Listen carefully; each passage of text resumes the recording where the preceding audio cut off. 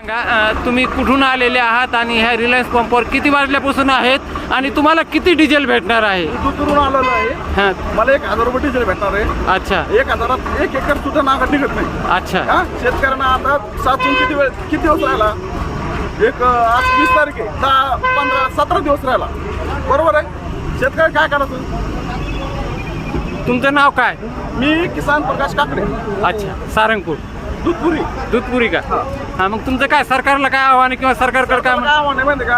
हां, सरकारला असं आव्हान आहे माझं, हां. एखाद्या गाड्या चालण्याचं बंद करा, हां. शेतकऱ्याची तडजोड करा, शेतकऱ्याचं काम होऊ द्या, पेरण्या होऊ द्या, नांगाटी होऊ द्या, रोटा होऊ द्या.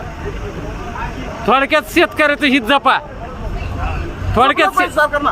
आणि आपला भारत देश आहे, कृषी प्रधान देश आहे. शेती- आपलं लांबलं तर तुम्हाला काय उपाशी राहावं लागेल. आपलं लांबलं तर सगळं पांगलं असं म्हणायचं तुम्हाला. हा, सगळं उपाशी राहावं लागेल तुम्हाला अख्ख्याला. बर बर